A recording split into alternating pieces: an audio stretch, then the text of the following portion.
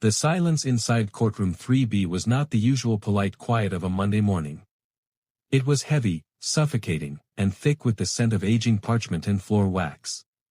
Judge Thomas Vance sat behind the elevated mahogany bench, his wire-rimmed glasses resting on the tip of his nose as he adjusted his robe.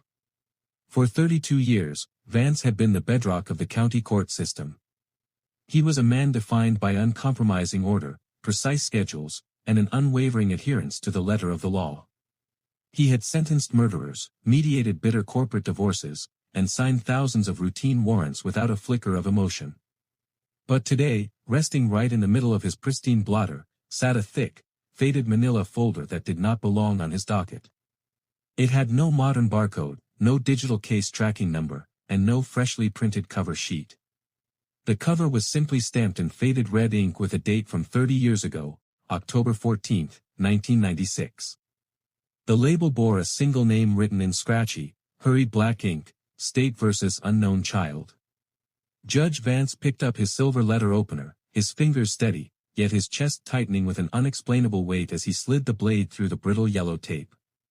The courtroom was filled to capacity with attorneys, court reporters, and spectators awaiting the high-profile corporate fraud hearing scheduled for 10 o'clock.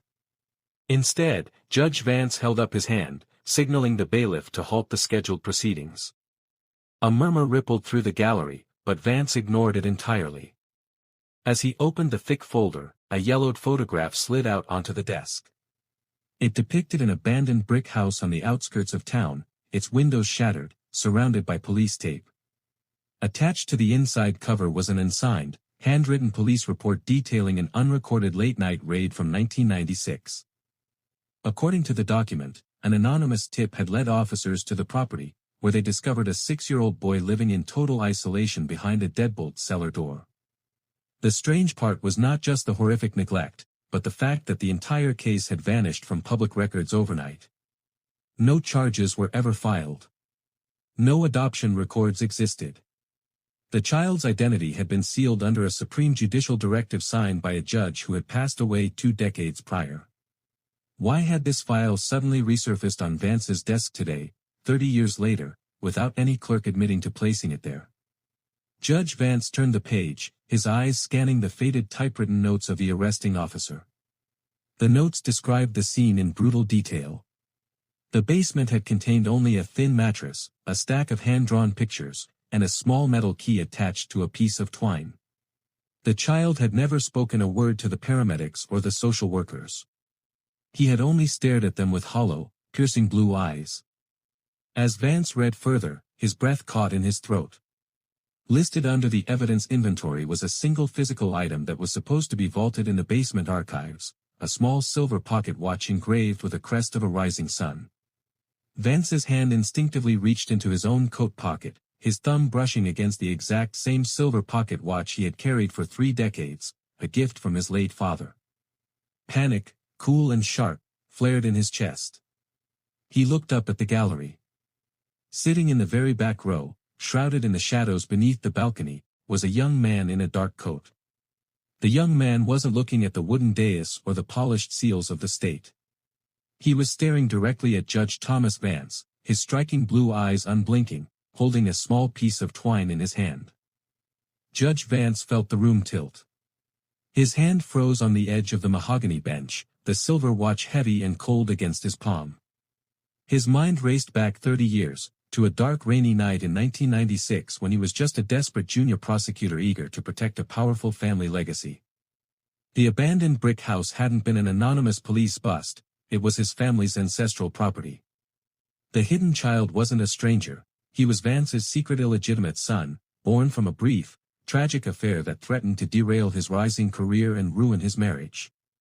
Panicked, Vance had used his political connections to buy off the responding officers, bury the police report, and permanently seal the file under a dead judge's name. He had handed the boy over to a silent, private foster network in another state, convincing himself that a clean break and financial support was a merciful act. But as Vance stared down at the handwritten ledger inside the forgotten folder, the truth shattered his carefully constructed lies. Beneath his own forged signature was a second set of medical documents he had never seen before, proof that the boy had not been sent away that night, but had been left in the system, untracked, forgotten, and erased from existence. The courtroom was dead silent, every eye fixed on the legendary judge whose face had turned as pale as chalk.